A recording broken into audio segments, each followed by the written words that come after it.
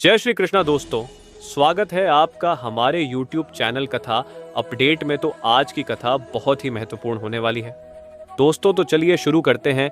महाराज युधिष्ठिर ने पूछा, हे भगवान, आपने सफला एकादशी का महात्म्य बताकर बड़ी कृपा की। अब कृपा करके यह बतलाइए कि पौष शुक्ल एकादशी का क्या नाम है, उसकी विधि क्या है और उसमें कौन से देवता का पूजन किया जाता है। भक्तवत्सल भगवान श्री कृष्ण बोले, हे राजन, इस एकादशी का नाम पुत्रदा एकादशी है। इसमें भी नारायण भगवान की पूजा की जाती है। इस चर और अचर संसार में पुत्रदा एकादशी के व्रत के समान दूसरा कोई व्रत नहीं है। इसके पुण्य से मनुष्य तपस्वी, विद्वान और लक्ष्मीवान होता है। इसकी मैं एक कथा कहता हूं, सो तुम ध्यान पूर्वक सुनो। भद्रावती नामक नगरी में सुकेतुमान नाम का एक राजा राज्य करता था। उसके कोई पुत्र नहीं था। उसकी स्त्री का नाम शैव्या था। वह निपुत्री होने के कारण सदैव चिंतित रहा करती थी।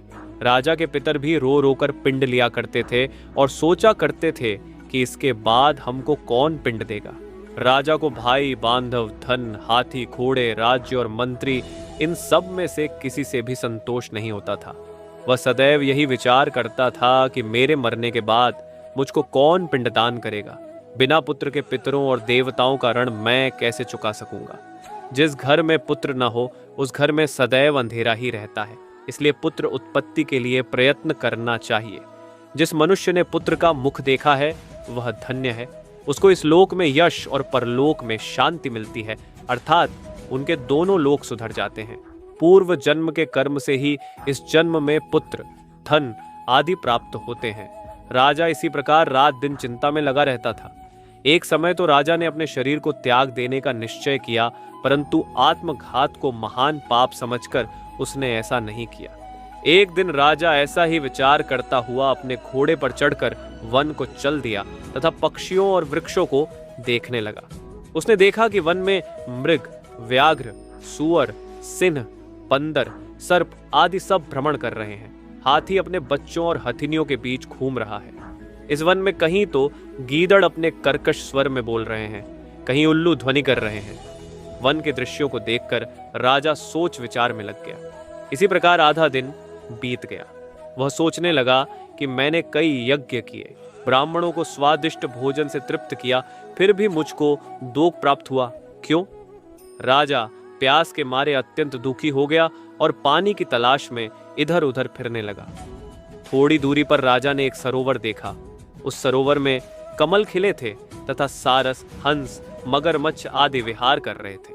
उस सरोवर के चारों तरफ मुनियों के आश्रम बने हुए थे। उसी समय राजा के दाहिने अंग फड़कने लगे। राजा शुभ शकुन समझकर घोड़े से उतरकर मुनियों को दंडवत प्रणाम करके बैठ गया। राजा को देखकर मुनियों ने कहा, हे राजन, हम तुमसे अत्यंत प्रसन्न हैं। तुम्हारी क्या इच्छा है सो कहो। राजा ने पूछा, महाराज आप कौन हैं और किस लिए यहाँ आए हैं, कृपा करके बताइए। मुनि कहने लगे कि हे राजन, आज संतान देने वाली पुत्रदा एकादशी है। हम लोग विश्वदेव हैं और इस सरोवर में स्नान करने के लिए आए हैं। यह सुनकर राजा कहने लगा कि महाराज, मेरे भी कोई संतान नहीं है। यदि आप मुझ पर प्रसन्न हैं तो एक पुत्र का वरदान दीजिए। मुनि बोले, हे राजन, आज पुत्रदा एकादशी है। आप अवश्य ही इसका व्रत करें। भगवान की कृपा से अवश्य ही आपके घर में पुत्र होगा। मुनि के वचनों को सुनकर राजा ने उसी दिन एकादशी का व्रत किया और द्वादशी को उसका पारण किया। इसके पश्चात मुनियों को प्रणाम करके महल में वापस आ गया। कुछ समय बीतने के बाद रानी ने गर्भ धारण किया और 9 महीने के पश्चात उनके एक पुत्र हुआ। वह राजकुमार अत्यंत शूरवीर, यशस्वी और प्रजापालक हुआ। श्री कृष्ण बोले, हे राजन, पुत्र की प्राप्ति के लिए पुत्रदा एकादशी का व्रत करना चाहिए।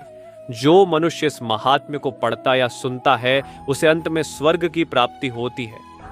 दोस्तों, आज की कथा यहीं समाप्त होती है और कैसी लगी ये जानकारी कमेंट बॉक्स में जरूर बताएं और वीडियो को लाइक करके हमारे चैनल को जरूर सब्सक्राइब करें। आपका एक सब्सक्राइब करने या एक वीडियो को लाइक करने से हमें मोटिवेशनल मिलता है, जिससे हम आपके लिए डबल मेहनत करेंगे। एक बार हमसे जुड़िए और अपना जीवन बेहतर बनाया।